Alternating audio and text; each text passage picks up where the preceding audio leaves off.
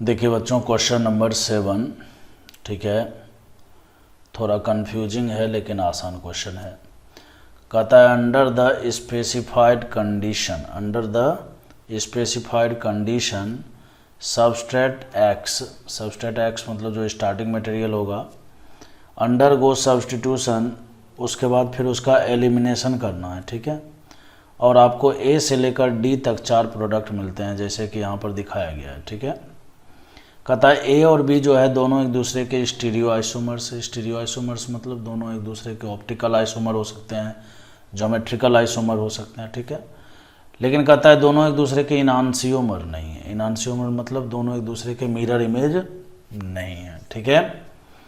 फिर उसके बाद जो है बच्चों कहता है कि सी एंड डी जो है एक दूसरे के इनांसियोमर है। सी और डी जो है दोनों एक दूसरे के क्या होंगे, मिरर इमेज होंगे, ठीक है।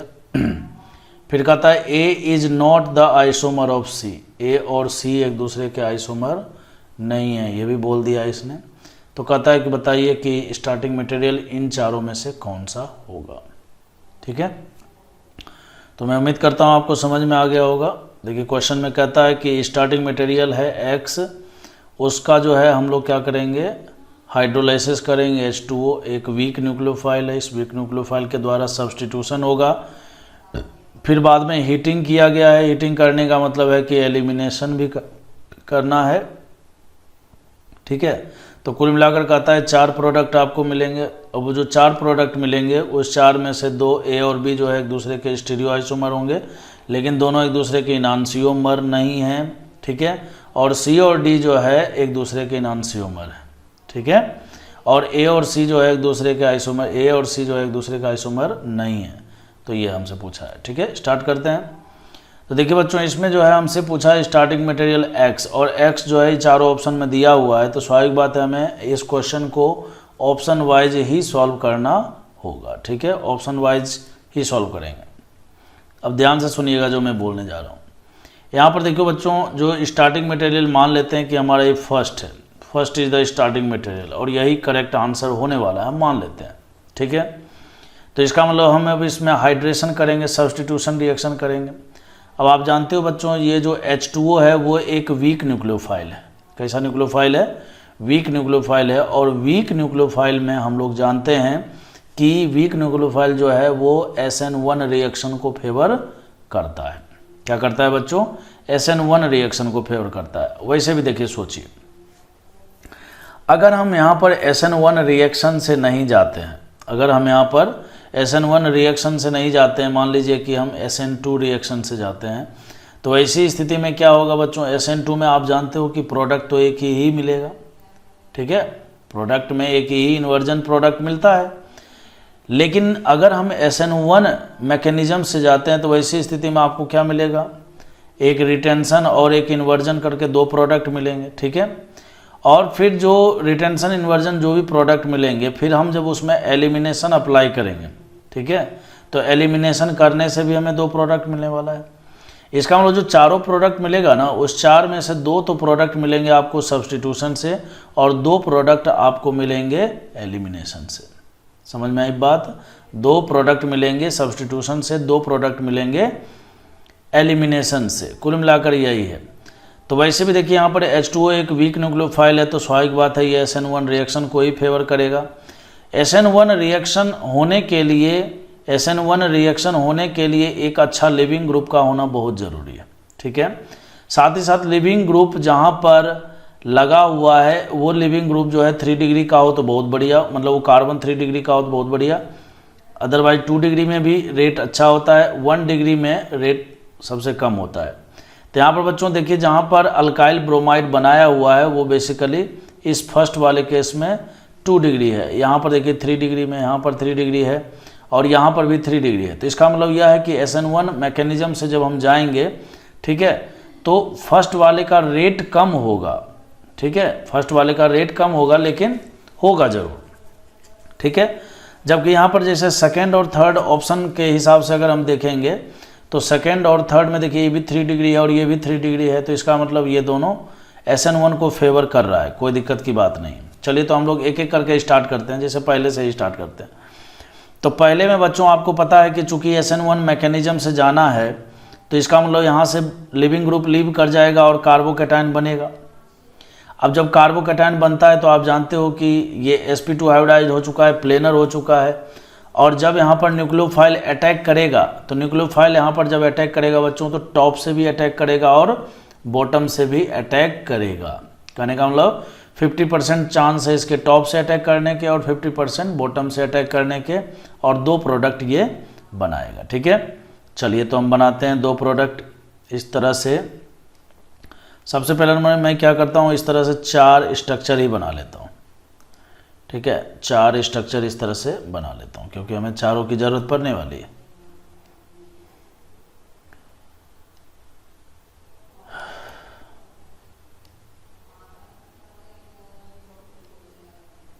चलिए बना लिया हमने 4 प्रोडक्ट। चलिए बहुत बढ़िया।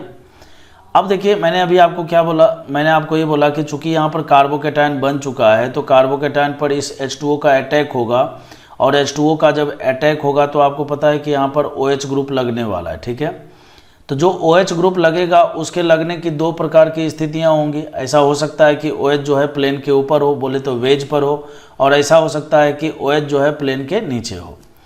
तो मैं क्या करता हूँ, यहाँ पर जो है ना इस कार्बन पर OH को प्लेन के ऊपर लगा देता हूँ। ठीक है, और इस वाले स्ट्रक्चर में मैं OH को क्या है प्लेन के नीचे लगा देता हूँ। ठीक है, कोई दिक्कत नहीं है। अब सोचने वाली बात यह है कि बच्चों ये जो न्यूक्लियोफाइल है ये अटैक कहाँ पर किया, इस कार्बन पर। कन्फिग्रेशन चेंज कहाँ का हुआ, इसी कार्बन का। बॉन्ड कहाँ का टूटा, इसी कार्बन का। तो जहाँ का बॉन्ड टूटा, जहाँ पर न्यूक्लियोफाइल ने अटैक किया तो कन्फिग्रेशन में बदलाव वहीं पर तो देखने को मिलेगा। जबकि ये साइट में क्या हुआ है, ये साइट का तो कन्फिग्रेशन देखिए ऑलरेडी फिक्स है। इस साइट का कन्फिग्रेशन ऑलरेडी फिक्स है, बोले तो CH3 को प्लेन के ऊपर रखा गया है और हाइड्रोजन को नीचे रखा गया है।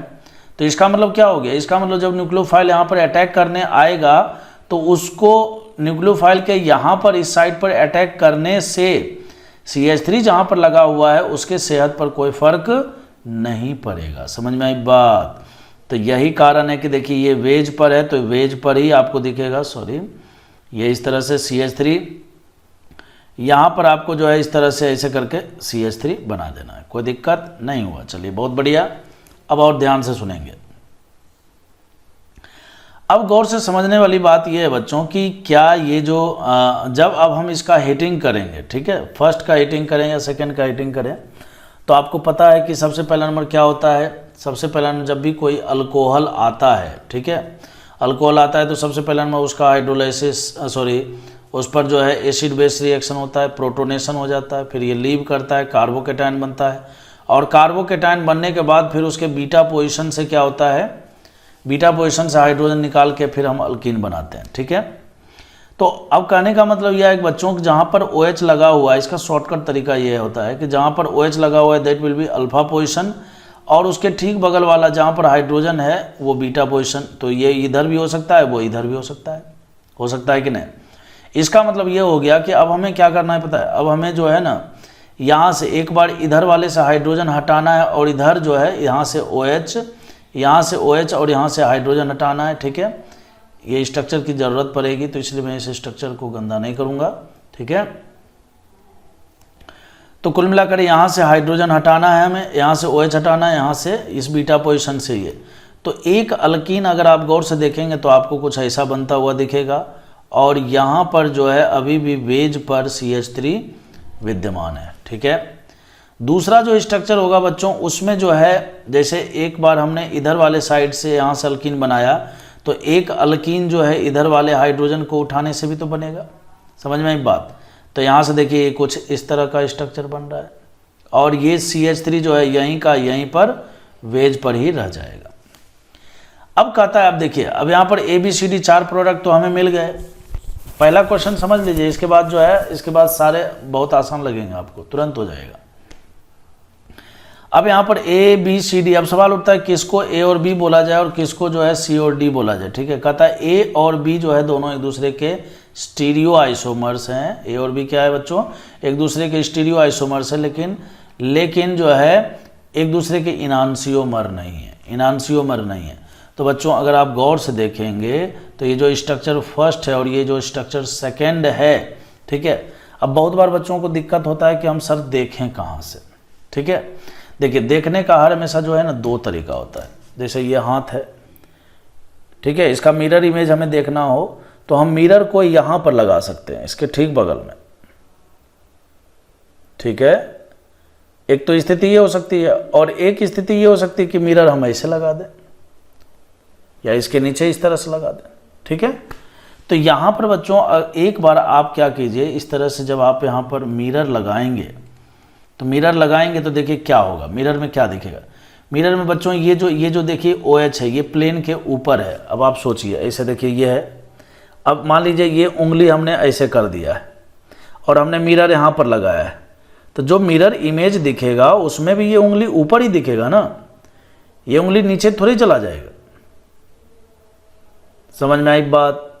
जब हम यहाँ से साइड से लगाएंगे तो यहाँ पर जबकि देखिए OH कहाँ पर है, OH जो है नीचे चला गया है। तो इसका मतलब एक बात तय हो गया कि यहाँ पर मिरर लगाने से ये दोनों एक दूसरे के मिरर इमेज नहीं है, ठीक है। अब जैसे मान लीजिए ऐसे है, ठीक, इस तरह से। अब इसमें मान लीजिए कि हमने जो है CH3 को ऐसे ये मान लीजिए ये अंगूठा जो है हमारा, ठीक है, इसको मान लेते हैं ये CH3 ग्रुप है और ये प्लेन के ऊपर है और हमने मिरर मान लीजिए यहाँ पर लगा रखा है या यहाँ पर लगा रखा है। तो इसका जो मिरर इमेज होगा नीचे, उसमें खास बात क्या होगा, ये वाला उंगली प्लेन के ऊपर है ना, तो वैसी स्थिति में इमेज में ये जो है वो प्लेन के नीचे होगा। जो प्लेन के ऊपर है वो वहाँ पर प्लेन के नीचे होगा। तो देखिए अब यहाँ पर इस OH को अगर आप देखिएगा ना, इस OH को देखिएगा फर्स्ट में और सेकंड में, तो ये दोनों आपको एक दूसरे के मिरर इमेज दिखेंगे। एक में OH ऊपर है, दूसरे वाले में OH नीचे है। लेकिन इस वाले पार्ट में अगर आप देखेंगे तो देखिए यहाँ पर CH3 ऊपर है और यहाँ भी CH3 ऊपर है। इसका मतलब एक बात तो तय हो गया कि ये दोनों एक दूसरे के मिरर इमेज ना तो साइड से है और ना तो टॉप से है, ना तो साइड से और ना ही टॉप से है। समझ गए बात को? तो क्या किया जाए, तो हम इसको बोलेंगे बच्चों A और इसको बोलेंगे हम लोग B, ठीक है। अब C और D की बात कर लेते हैं। कहता है C और D जो है एक दूसरे के इनांसियोमर हैं, तो इसमें भी वैसे ही आपको चेक करना पड़ेगा। टॉप से अगर आप चेक करेंगे, ध्यान से सुनिएगा, टॉप से अगर आप चेक करेंगे इसको, तो इसका मतलब यह है कि ये जो CH3 ग्रुप ऊपर में था, यहाँ पर ऊपर में है, तो मिरर इमेज में ये प्लेन के नीचे यहाँ पर ये डैश पर जाना चाहिए था, तो वो तो है नहीं।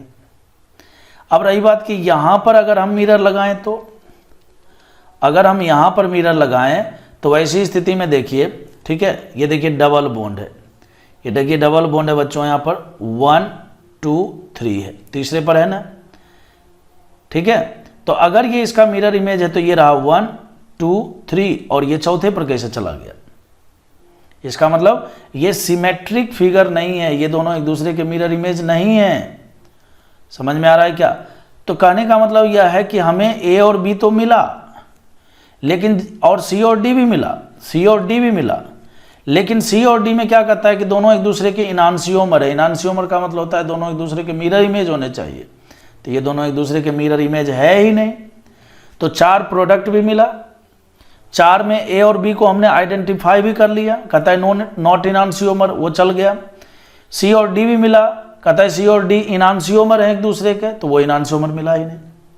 इसका मतलब क्या हुआ? इसका मतलब ये हुआ कि जिस A को, जिस फर्स्ट कंपाउंड को हम स्टार्टिंग मटेरियल मानकर प्रॉब्लम सॉल्व कर रहे हैं, ठीक है, वो हमारा स्टार्टिंग मटेरियल है ही नहीं, वो हमारा स्टार्टिंग मटेरियल है ही नहीं, ठीक है। तो मैं उम्मीद करता हूं कि आपको समझ में आया होगा। अब जो है हम थोड़ा सा इस पर जो है मतलब इसके सेकंड ऑप्शन को सॉल्व करने की कोशिश करेंगे, ठीक है। सेकंड को सॉल्व करने के लिए अब हम क्या करें, हमारे पास 2 उपाय है। या तो हम इसको मिटाएं, थोड़ा सा टाइम लगेगा। हाँ चलो मिटा ही लेते हैं, ठीक है।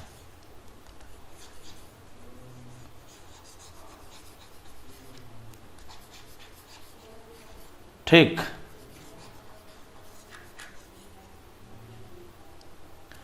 ओके बच्चों, मैं उम्मीद करता हूँ ऑप्शन फर्स्ट समझ में आ गया होगा। सेकंड जरा मैं आपको समझाता हूँ, थर्ड आपको तुरंत समझ में आ जाएगा। देखिए अब इसमें आधा टाइम लगने वाला है आपका। देखिए ब्रोमीन निकल जाएगा, कार्बोकेटाइन लगेगा। जैसे ही कार्बोकेटाइन बनेगा इस पर OH का अटैक होगा।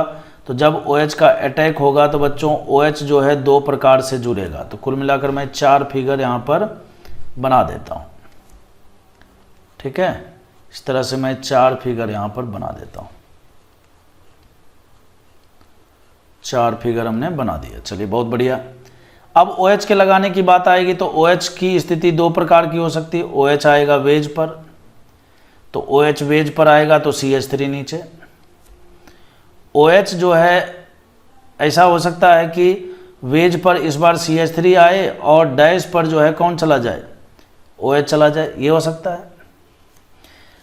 तो जो भी चेंजेज हो रहे हैं वो तो यहाँ पर हो रहा है ना, बॉन्ड यहाँ से टूट रहा है, अटैक यहाँ पर हो रहा है, कार्बोकेटाइन यहाँ पर बन रहा है। तो यहाँ के कन्फिग्रेशन में तो कोई बदलाव नहीं देखने को मिलेगा। यहाँ पर देखिए CH3 जो है प्लेन के नीचे है, तो इसका मतलब क्या हुआ। अच्छा देखिए ये बच्चों 1 2 3 तीसरे कार्बन पर ये, तो यहाँ पर है, यहाँ पर, तो इसका मतलब CH3 यहाँ पर देखने को मिलेगा। CH3 जो है अभी भी यहाँ पर प्लेन के नीचे है। इस वाले में देखिए यहाँ पर, अब देखिए यहाँ पर भी CH3 जो है प्लेन के नीचे ही दिखेगा और इस वाले में भी आपको CH3 प्लेन के नीचे ही दिखेगा। ये तो हुआ सब्स्टिट्यूशन से मिलने वाला प्रोडक्ट। अब जब हम एलिमिनेशन लगाएंगे तो वैसी स्थिति में क्या होगा सोचिए। ये रहा अल्फा पोजीशन और इसके ठीक बगल में हाइड्रोजन है, तो ये रहा बीटा और ये रहा इधर भी बीटा।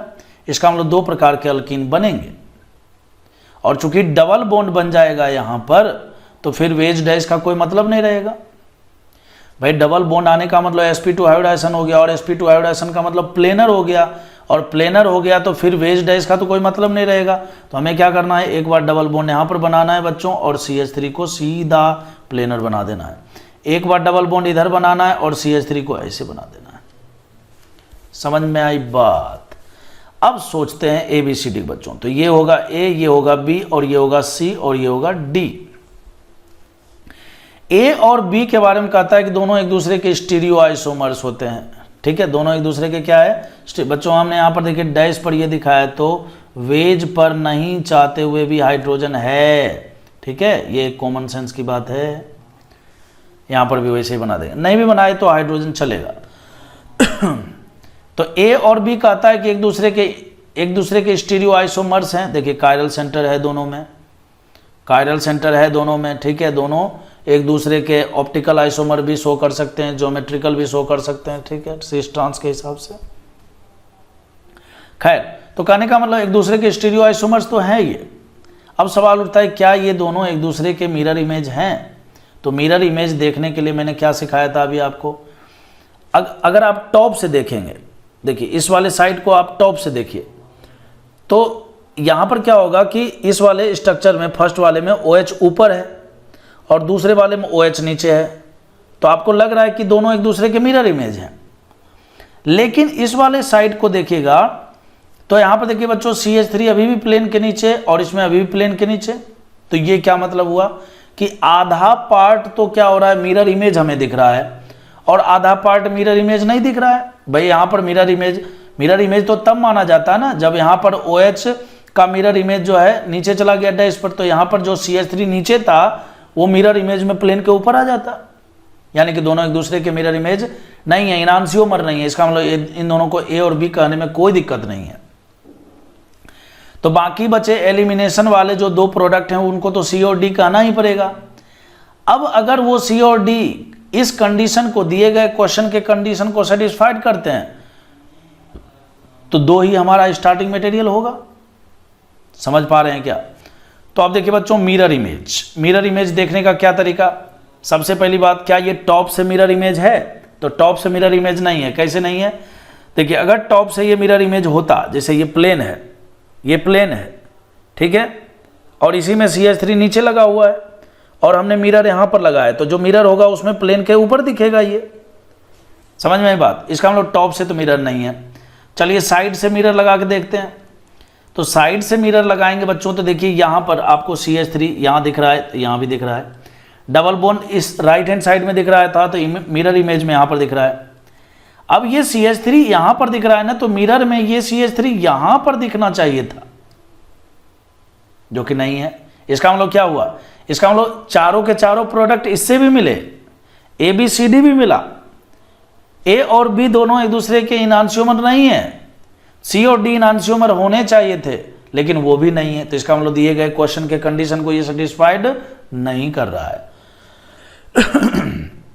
समझ में एक बात, ठीक है। तो उस हिसाब से हम क्या बोलेंगे, उस हिसाब से हम बोलेंगे कि 2 हमारा स्टार्टिंग मटेरियल नहीं है। अब चूंकि हमको क्वेश्चन याद हो गया है, ठीक है, तो अब जो है हम तीसरे वाले पर डायरेक्ट चलने वाले हैं। तीसरे वाले में देखिए बच्चों, यहाँ पर ब्रोमीन है, यहाँ पर कार्बोकेटायन बनेगा, कार्बोकेटायन बनेगा, इसके चौथे पोजीशन पर ये CH3 है, ठीक है। तो चलिए मैं बनाता हूँ स्ट्रक्चर, यही बना लेता हूँ। यहाँ पर बच्चों देखिए इस तरह से हम 4 स्ट्रक्चर बना लेते हैं। सबसे पहला नंबर 4 स्ट्रक्चर बना लेते हैं। थोड़ा देखिए अच्छे से समझाने में टाइम लग ही जाता है ना।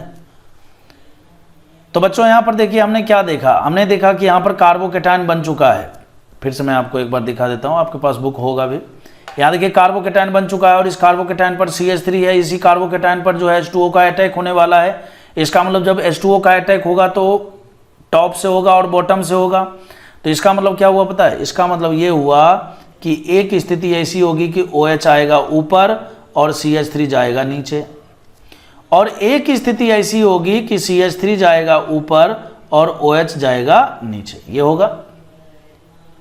और नीचे इसके जो चौथे पोजीशन पर है, देखिए चौथे पोजीशन पर भी कॉन्फ़िगरेशन फिक्स किया हुआ है, और चूंकि यहाँ का ना तो बॉन्ड टूटा ना तो यहाँ पर बॉन्ड फॉर्मेशन हुआ है, तो इसका मतलब ये तो जैसा कॉन्फ़िगरेशन है वैसा ही रहेगा ना। और यहाँ के कॉन्फ़िगरेशन में देखिए CH3 क्या है, प्लेन के नीचे है।